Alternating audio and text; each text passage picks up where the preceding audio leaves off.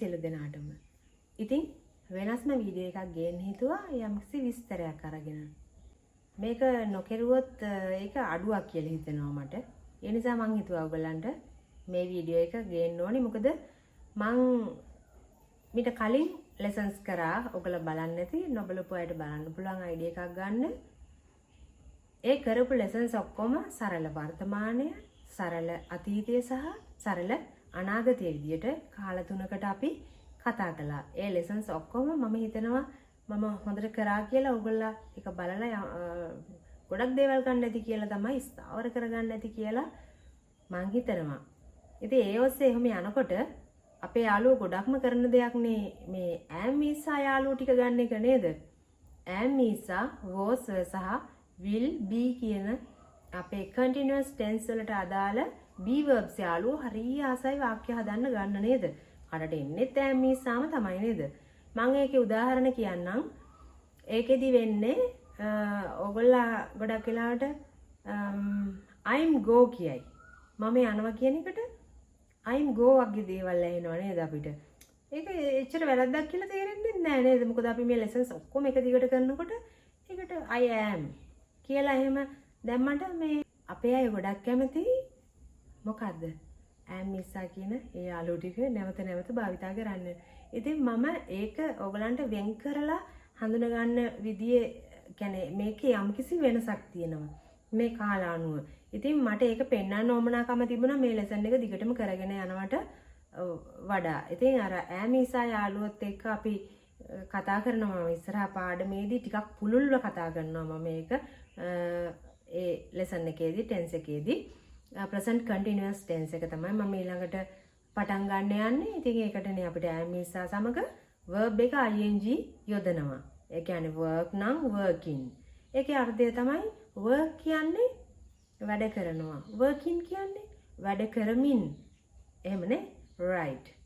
ඉතින් ඒ නිසා ඒ දැන් යම් කිසි දෙයක් continue මේ tense එකේම තියෙනවා continue කරන ගතියක්. යමක් වෙමින් තියෙන ගතියක් නේද? එතකොට කරමින් ඉන්න එකකට අපි කියනවා work නම් working, do නම් doing, run නම් running, come නම් coming, go නම් going. ඒ වගේ තියෙනවා verb එක තමයි මේ ing වෙන්නේ මොකද්ද? verb එක. verb එක කියන්නේ අපි අතින් පයින් මේ කරන දේවල් වලට තමයි verb කියලා කියන්නේ. ඔයගලන්ට පැහැදිලි ඇති. ඉතින් මට මේකේ වෙනස ඔයගලන්ට පෙන්වන්න ඕනේ. අපි සරල වර්තමානය තුල අපි කතා කරා සාමාන්‍යයෙන් මම එනවා කියනවනම් I come කිව්වා. එතකොට ප්‍රශ්න හැදීමේදී අපි උපකාරක පද විදියට do does ඒක වචන බහුවචන අනුව ගත්තා. ඒක හරි. මම මේක කම්පෙයාර් කරලා ඔයගලන්ට lessons කරලා තියෙනවා මීට කලින්. ඒ කියන්නේ forms හතරක් ගැන අපි කතා කරානේ. දැන් simple present tense එක ගනිපුවාම ඒකේ methods හතරක් ගැන අපි කතා කරා. බොහොම පැහැදිලිව සරලව කරලා තියෙනවා. එතකොට simple past tense එක ගත්තාම ඒකෙත් forms හතරම කරලා තියෙනවා. කියන්නේ positive normal විදියට කතා කරා. ඊට පස්සේ ඒකෙන් ප්‍රශ්න ඇහුවා. ඊට පස්සේ ඒකේ නැත යන අර්ථය කතා කළා. ඒකේ නැත යන අර්ථයේ ප්‍රශ්නාර්ථය කතා කළා. ওই විදියට සරල අනාගතය ගැනත් අපි කතා කළා. ඒක ඔයගොල්ලෝ ලස්සනට ගන්න නැති කියලා මං හිතන නොබලපු කෙනෙක් ඉන්නවනම් මං ආරාධනා කරනවා ඒ ලස්සනට කරපු lessons ටික ඔයගොල්ලෝ බලන්න. මේ ඉංග්‍රීසි අපි හරියට කොහොම හරි ඉගෙන ගමු. ඉතින් දැන් ඒ තුල ඔයගොල්ලෝ දන්නවා අපි අනාගතය ගැන කතා කරනකොට will විතරක් පාවිච්චි කරා නේද? ඔව්. ඉතින් බලපුවාම තේරෙනවා ඔයගොල්ලන්ට දැන් මේක සරලම අපි ඈම්මීසා මේ තාක් වෙනකන් අපි භාවිතා කරේ නැහැ. ඈම්මීසා භාවිතා කළෙත් නැහැ, was භාවිතා කළෙත් නැහැ සහ අනාගතය ගැන කරමින් පවතින අදහස ගෙනෙන අනාගතය ගැන අපි මේ තාක් කතා කරේ නැහැ. ඒ නිසා ඔයගොල්ලෝ හොඳින් බලන්න මම මේ කාල උගන්වන වෙලාවට මම මේ කාල ගැන සහ අවස්ථාවන් ගැන කතා කරනවානේ. ඒක හරිය වැදගත්. ඔයගොල්ලෝ ගොඩක් වෙලාවට අපි ඉංග්‍රීසි බැරි වෙන එක හේතුවක් තමයි අපි ස්ට්‍රක්චර් එක බලනවා. ස්ට්‍රක්චර් එක අනුව අපිට වාක්‍ය ගොඩනගා ගන්න පුළුවන් වුණාම අපි සැටිස් වෙනවා.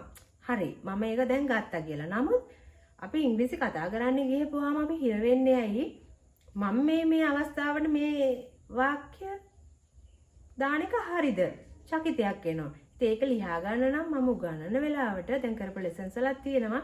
මෙන්න මේ අවස්ථාවට තමයි මේ වාක්‍ය රටාව අපි පාවිච්චි කරන්නේ කියලා මේ කාලයට අනුව මේ භාවිතා කරන්න කියන එක අපේ ඔළුවට ඔටෝමැටිකලි එන්න ගන්නවා. හරියට ලෙසන් එක බලනවා නම් හරිම අවදියෙන් ඕපන් මයින්ඩ් එකකින් ඕගොල්ලෝ එක කරන්න. ඉතින් අපි present continuous tense වලට ඊළඟ ලෙසන් එක අපේ මම කරන්න ඉන්නේ. ඉතින් ඒකෙදි මම කරමින් පවතින ක්‍රියා ගැන කතා කරනවා සහ මම තීරණය කරා ඒකේ අපේ ඇඩ්වාන්ස් අයටයි හැමෝටම සරලවම ඉගෙනගෙන එහෙම යන්න මම පොඩි පුළුල් පරාසයකට මම ලෙසන් එක දැම්මා. ඔයගලන්ට කොහොම ටච් වෙයිද කියලා බලන්න. ඒක මම කරන්න ඉන්නේ.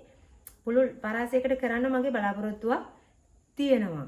ඉතින් ඒ නිසා මේ හොඳින් අධ්‍යයනය කරන්න මට ඒක දෙන්න හිතුනේ.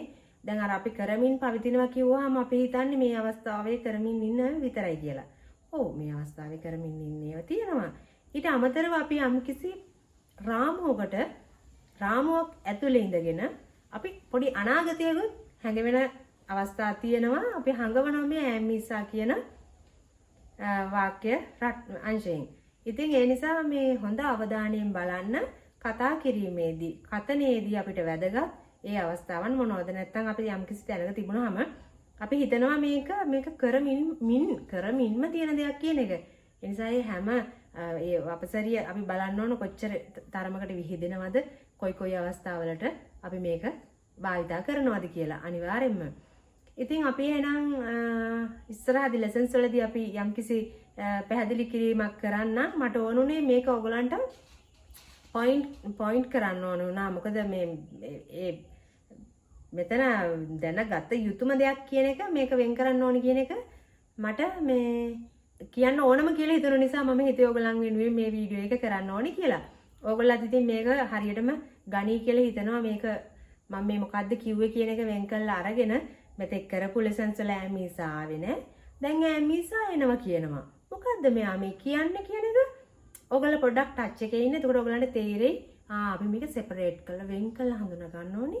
මේ කාලයට මේ තැනට අපි මේ වාක්‍ය රටාවන් භාවිතා කරන්න ඕනි නේ කියන අයිඩියා එක ඔයගලන්ට. ඉතින් ලස්සනට මම පාඩම අරගෙන එනවා ඉස්සරහට. ඔයගොල්ලෝ වෙනුවෙම බලාපොරොත්තු වෙමින් ඉන්න. ඔයගලන්ට මේ මගේ වීඩියෝස් ප්‍රයෝජනවත් වටිනවා කියලා හිතෙනවා නම් subscribe කරන්න, like එකක් දාන්න, ඒ වගේම comment එකක් එනවා නම් මම තව සතුටුයි සහ මට ඒක දිරිගැන්වෙන්න ලොකු ශක්තියක් වෙනවා. ඉතින් ගොඩක් අය මේක බලනවා මට ඒකට සතුටුයි. ඔයගොල්ලෝ යම්කිසි ප්‍රයෝජනයක් ගන්න. එහෙනම් ගිහිල්ලා එනවා ඔයගලන් හැමෝටම අයබෝවන්.